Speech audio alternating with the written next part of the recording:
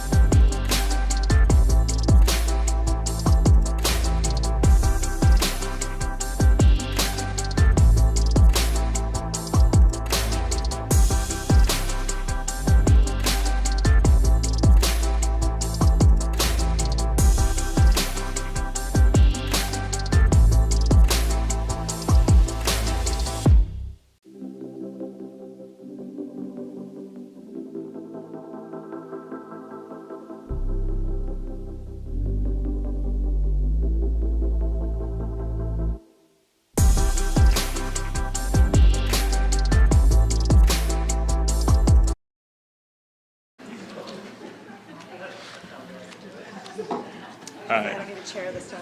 Good morning, everybody. My name is Rasmus Jorgensen. I'm the Mayor's Deputy Director of Communications. I just wanted to let you all know what the plan is today.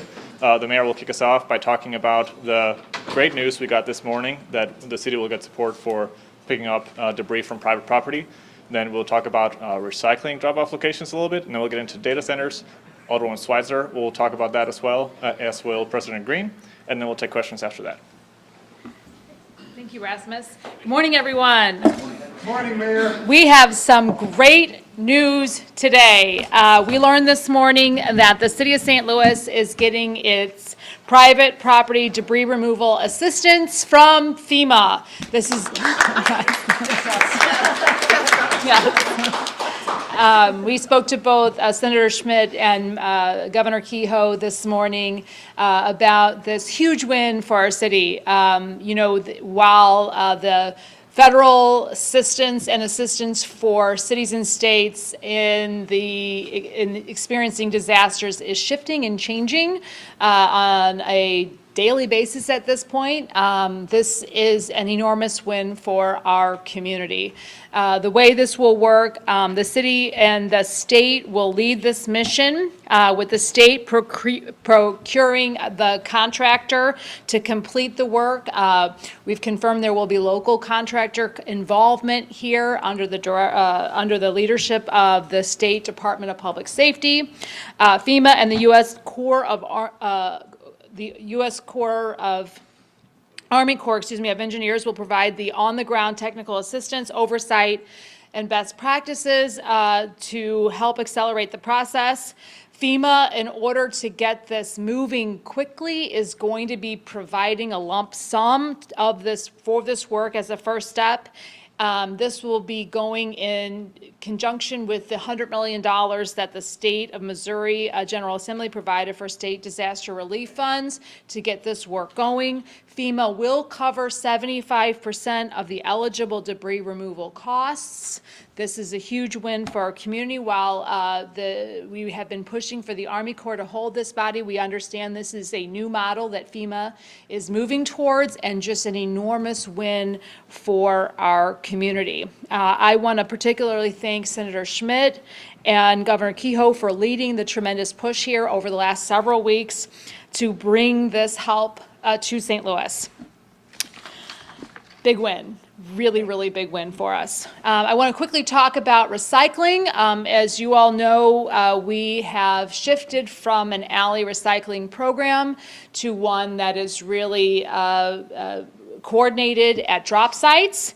We are excited to announce, as part of this effort, we are tracking the recycling and the amount of contamination, the tonnage that is going into the recycling facilities, the percentage that is actually getting recycled, the contamination rates, et cetera. And I'm excited to announce that we have cut our contamination rates tremendously. We've cut them in half, and we are recycling almost as much tonnage as we were before. And so we're moving in the right direction. Over the last 30 days, single stream tonnage that the city has brought to Republic cycling of the tons that we've brought to the recycling centers, 76% was processed. That meant that 24% had contamination.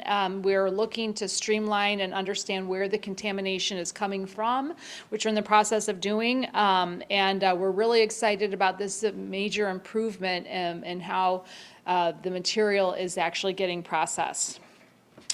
Lastly, as Rasmus pointed out, I'd like to make a few comments about data centers, providing an update on the movement here. We are moving forward. My office is working closely with Alderwoman Schweitzer, as well as President Megan Green on a policy procedure to ensure reasonable regulations on data centers in both a short-term and a long-term view. Tomorrow, I will be signing an executive order that will direct the development of a thoughtful framework for incorporating data centers into the city zoning code and water codes by city departments over the next 5 months. We believe this meets the community interest in better understanding this developing industry's role in our community by detailing a holistic set of information that we will be requiring and collecting from potential data centers as a part of the existing permitting process while the framework is being developed and finalized. This preserves the existing process through which data centers can receive conditional use permits, but it also ensures a consistent treatment of data center applications as conditional use while the framework is being developed. A Board of Aldermen resolution introduced by Alderwoman Schweitzer will be filed Friday, which will mirror this work and really work in conjunction with the executive order that my office is working on, in conjunction with the work the Board of Aldermen is doing simultaneously. So really a partnership here in moving forward a thoughtful framework. I'd like to now turn it over to President Green and Alderwoman Schweitzer to make a few comments about their leadership on this issue as well. And you do not have to use the box that I I was going to say, I might have to, I'm a little taller. I want the box.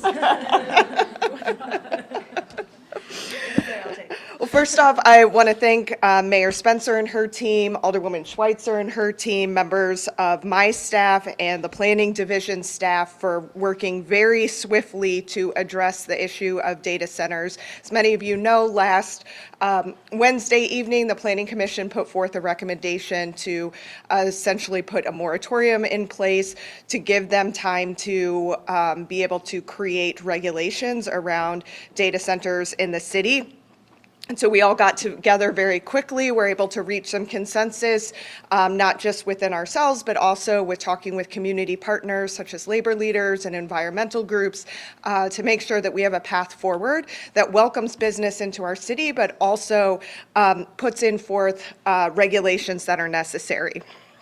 We understand that data centers can have the potential to bring value to our city in terms of tax revenue, but we also understand that there are a lot of community concerns with regard to environmental impact on utility costs, impact on water usage, that we want to also make sure that we are hearing as a city government. Residents have already expressed to my office through the Speak Up St. Louis platform that we launched last week that they wanted us to take a look at regulating data centers. And so I'm happy that we are moving this swiftly toward this. As next steps, the Planning and Zoning Division, as Mayor Spencer said, will work to create policy recommendations in alignment with the executive order that's issued, which will move forward oversight through the conditional use process. It will also give residents an opportunity to share their thoughts before the project is approved, as public testimony is welcomed and encouraged at conditional use hearings. At the same time, after being assigned to committee tomorrow, residents will be able to voice their opinion on Alderwoman Schweitzer's resolution during a public hearing on October 1st. So that will be your second opportunity for the public to weigh in on this process. And then looking further ahead, once the Planning Division creates regulations, they will have to be approved by the Planning Commission. And that Planning Commission will have a public meeting and again take public comment on those proposed regulations. And once they pass the Planning Commission, they will then come to the Board of Aldermen in the form of legislation, and that will be the last and final opportunity for the public to weigh in throughout this process. So the key is that this is a start to a very lengthy and open engagement process to make sure that residents' voices are heard throughout it, so that we get to a place where we can thoughtfully regulate a new and emerging industry in our community in a way that also gives residents a way to be involved throughout the process. And with that, I'll turn it over to Alderwoman Schweitzer. Thanks, everybody, for coming. Thank you, Mayor Spencer and President Green, for all of your work on this.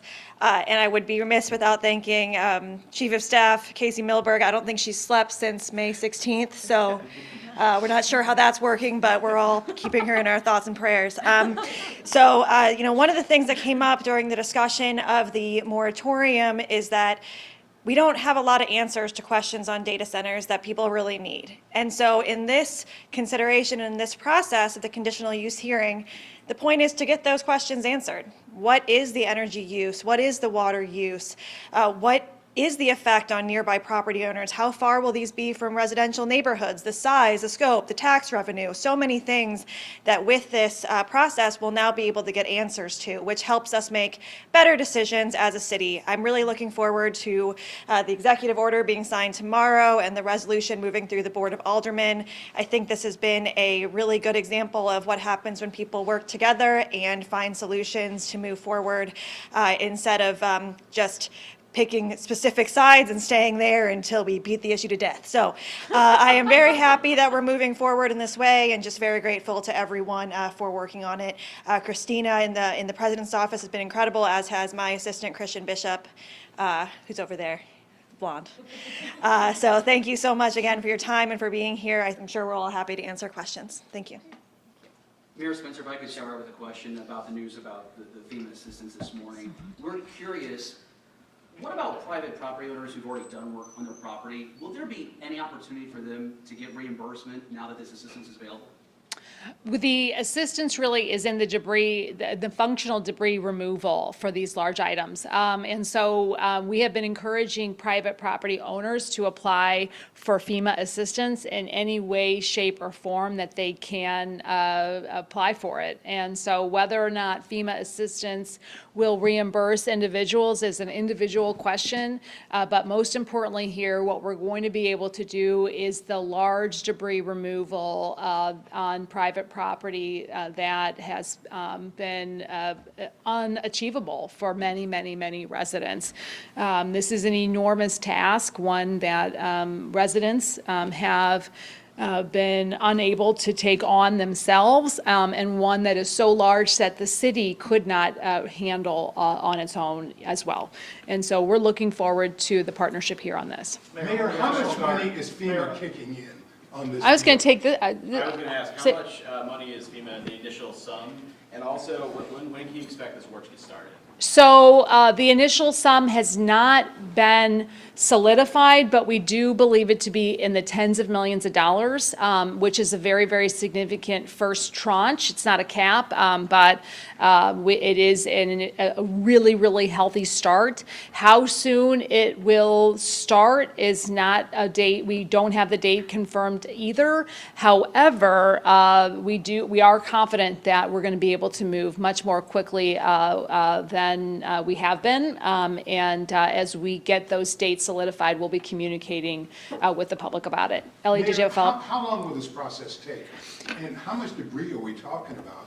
And how long will it take to clear it all out? Those are great questions, Elliot. What we've estimated is 1 million tonnage of debris on private property. It's just an enormous scope. Of course, that is something that is a moving target and something that's estimated only at this point. How long it will take is not something that I can answer right now. I am confident that with the state moving forward with a major contractor owning this body of work, we'll be able to move much more quickly than we would if we were trying to ad hoc it here locally. So I do think we're going to see some movement here in the coming weeks, and we'll certainly have more information to share with the public as some of the details become more clear. We've been working on this, as you well know, for months. The last several weeks have been a real sprint on this, and so while we're really excited to make this announcement today, we do not have all the details as of yet that will be forthcoming. Mark? When the president said, when he name-checked St. Louis and said that it needs federal help, you responded and said the help we need is this, debris removal. Now it's on its way. So when it comes to crime, which I believe is what the president was referring to, do you agree that St. Louis needs federal saviors, and what would that look like in your eyes? Would you welcome, for example, the National Guard to St. Louis? Look, the help that we need, as you mentioned, Mark, is on the way. I think the trauma that our community has experienced as a result of just months-long debris in our community, the trauma experienced by the folks that have by the tornado has been significant. And I do think this work is going to ultimately make us a healthier and a safer community. I do not believe that the Army, the Army Corps should be involved in providing public, direct crime fighting. I am very confident in our police department and the work that we're doing here locally to make our city a safer place. You can see that that's been very effective by the crime stats. And I'm very confident in moving forward here locally with the efforts that are underway, not only with the police department, but with the Office of Violence Prevention and many other efforts that we're taking here locally at the city level, but at the regional level as well to reduce crime. Mayor, but You said, hang on, just for clarification, you said Army Corps? I'm sorry, Did you I say meant the National National Guard. Thank you for the clarification there, Mark. I guess my question would be, you might not get a choice. The president's going to do what the president decides to do. So if the National Guard does show up at your front door, Mayor, what are the ways the National Guard could help? We've been talking Sure. for months, really years, about Sure. unhoused issues, open air drug markets just outside your front door and around downtown. Is that a role for the National Guard? I don't believe the National Guard should be involved in fighting crime, but where the National Guard has been helpful to the city of St. Louis in the past is in debris removal. They were very, very helpful in providing leadership at the drop sites for debris throughout our community. And I do believe there have been some positive movements, positive actions on the part of the National Guard in the DC area with regards to community cleanups and that sort of thing. Those missions would be welcome here and certainly are needed in our community and would absolutely help provide a path to safer communities by helping us clean them up. I mentioned in that previous question, but we referenced the open air drug markets. There's been multiple outlets in this room that have done coverage on that issue. What is your administration, the Board of Aldermen, looking to do to address this specifically? Could we give police more teeth to potentially do more with this issue? We are looking at ways in which we can have some targeted enforcement of drug sales, going after the folks that are selling drugs rather than the users on the back end of things. And we'll have some more announcements or movement on that in the coming weeks. But when it comes to some of those specific open air drug markets, you probably saw earlier this week, last week, we led an initiative with regards to 14th and Pine. And critically, our city and our partners were very proactive in providing resources to the folks involved that were choosing to stay there to make sure that on the front end, we were providing paths to rehabilitation and other a thoughtful approach to making sure that folks had access to resources should they be able to take advantage of them. And then critically dispersing folks from choosing to use that site as a site to gather and participate in what certainly had the community appearance of illegal activity. Speaking about those signs, the signs that were posted. I'm speaking about 14th and Pine, yeah, and the cleanup of that particular site, I think, was very successful. But we've had downtown residents respectfully also say they're starting to see that crowd come back. And so obviously one fix doesn't solve all the issues. You're absolutely right. And so the ongoing conversation about how to take a thoughtful approach on that is something that we're continuing to evaluate. I think certainly in the short term that was successful, but you're right. We are looking at providing and establishing some protocols on those gathering sites, what they look like, how we go about dispersing them, and the work that goes into the front end as well as the back end to ensure there's long-term success. Mayor, debris removal. Is this everything the city asked for? This isn't exactly what the city asked for, Austin. You may remember over the last several months, we've been asking for the Army Corps to lead the effort, and this is not that. However, given where we are nationally, this is, I would say, the very best case scenario. This is where the state is going to be leading the effort. We recognize that the entity that issues contracts that would be responsible here, the Board of Public Service, doesn't have the bandwidth to handle this body of work here locally, especially with all the work we're doing at the airport right now. And so having the state really take the lead on this, they have the capacity, they have the expertise, and they have the partnership with the city to be able to lead this forward. So while it's not quite everything we asked for, and it's not exactly what we asked for, we also know that FEMA is, as I mentioned, really shifting and changing, and we believe this is the best case scenario for right now for our city to be able to move forward quickly and to move forward responsibly to be able to start this work as quickly as possible. And do you anticipate the $180 million figure will go way up, like to the 700? It's hard to say. I do anticipate it going up, Austin. I don't believe where we are right now is a cap. I think it's the beginning of a long-term partnership to make sure we get this work done, that we get this work Do you know done. where it came from? What? Where? That figure from Senator Schmidt, it was like 180 million. I don't know exactly where it came from, but as I mentioned, I do believe that we've got significant tens of millions of dollars from FEMA coming in as a first tranche. And I'm confident that that's a first step in moving this body of work forward. On federal law enforcement, real quick. Say that again? On federal law enforcement, it could look like a couple things. Maybe National Guard, or maybe, as we've seen in other cities, a surge of ICE agents. I wonder how you're preparing for that. A two-part question for you. What do you want to see the city of St. Louis do if they see a surge of ICE agents roving the streets of St. Louis? And secondly, as you sit on the police board, if there's any conversation there about how SLMPD officers should partner or pair with ICE agents, how would you instruct the police department to engage that question? Well, for one, on the ICE issue, this is not my ambition to have ICE in our community. Let me say this, the city's reaction to this, how we will handle that, should that happen here, will be led by advocates in the community who have been on the ground and have been supporting our foreign-born community. We are working with those entities, those organizations and individuals on a regular basis.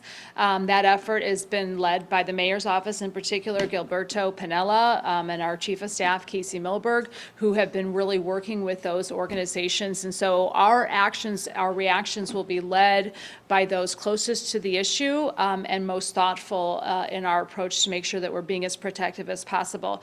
As far as directing the police department, I am confident that it is not the ambition of our police department to use the limited resources that we have here to be criminalizing status of folks who are choosing to make St. Louis their home.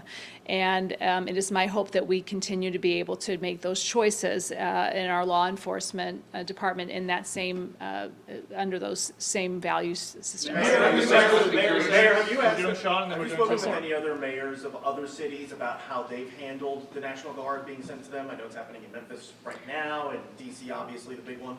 I haven't spoken to those mayors in particular, but we are reaching out to other mayors and we are reaching out to other cities to understand how other cities are handling this. Let me ask you this question. Is the police board doing anything since the governor rescinded the people he appointed to the board? I guess their confirmation won't happen until January. Well, I guess the police board consists of me right now, and so yes, I am working with our police chief on a regular basis. I continue to have a very constructive relationship with Chief Tracy. We speak on a very, very regular basis, and I'm confident in moving that forward. What the other members of the previously appointed or future appointed board are doing, I can't speak to those, what those efforts look like, Elliot, but as I mentioned many, many times, we'll continue to advocate and look for any ways in which we can have local control of our police department. I do believe that would be in the best interest of our community as a whole, as I believe it would be in the best interest of our police department. But that being said, continuing to have a really strong and constructive relationship with our police chief is what I, as mayor, have been doing and will continue to do regardless, or in addition to what the police board may look like. Mayor Spencer, I'd like to ask you about We'll do MSD. Greg Palermo, we'll do Greg Palermo, and then the mayor does something at 11:30, so we do need to go. Mayor, I can't ask a final question. Okay. What? We're down to 3 Cardinal home games this year. Attendance has been down, has been well noted. It's had an impact on sales tax revenue. What's your message to the thousands of people who have decided not to come downtown? And what's your message to the Cardinals about whether the status quo can continue into the future? Well, hey, I've been to several games this year. It's been a lot of fun. I believe Casey was just at the ball game last night, as were several folks I know. I know it's not impacting our decisions to go down there and see the Cardinals play. We've got a great team. We have our entire lives, and my message to the Cardinals would be to continue, that they play an important role in our city's culture, our history, and certainly our economics. And I look forward to continuing to support the Cardinals, their team, and hopefully bringing home 3 more winners here this year. Mayor, I would like to ask about MSD. Recently, did a story. Say that again? Real quick, can I just have one more? I'm Sure. sorry. Yeah, sure. Well, What? we just asked about MSD, we Uh-huh. just did an investigation about the water usage estimates. And so we're curious if you and your administration, the Board of Aldermen, do have an appetite to do a race efficiency study and see if we need to reconsider how we're charging people for water and their sewage. Yes, absolutely. Look, I mean, Alderwoman Schweitzer and President Green have both also been leaders on this issue. We know that we've got a lot of work to do to make sure that our water department is solvent. And, as we've pointed out, our water rates directly impact the MSD rates. The lack of metering here in the city also creates an exceptional need to be able to take a look at those figures and those what the rate study looks like. We're working with consumer advocacy organizations, in particular the Consumers Council of Missouri, to make sure that we're handling this and working through this issue in a way that best protects the ratepayers, the consumers, the residents of St. Louis, while being mindful that we've got to make sure that we have a water department that's solvent, that can continue to operate publicly. Our water department produces phenomenal water and is one of the most valuable assets that the city has under its control, and we want to make sure that it stays that way. Why not a data center moratorium? And do you think the city will be ready to ask Green Street next month about some concerns about that development? Yeah, this week? Yeah, I do. Why not a moratorium? We're taking. Next week. Yeah. The hearing next week. I do think, we're going to be asking a lot of questions. I mean, the data, the information that's being required is going to be putting us on the path to a really thoughtful regulation here. We want to make sure that we're communicating that the city of St. Louis is taking a thoughtful approach here. We want to be open for business. We recognize that data centers play a role in, an important role in the technology infrastructure that cities, forward-thinking, forward-moving cities need to have as part of an ecosystem that can attract other types of technology companies and technology innovation to their communities. And so we don't want to be closed for business, but we do want to be thoughtful in the regulation that we're putting forward, and that's why we're moving forward in this manner. Mayor, when do you expect to have a plan for the homeless? You had talked about it once with We are continuing to work on that, Elliot, and I don't know that I have a date, but we should have some more, I would say, more.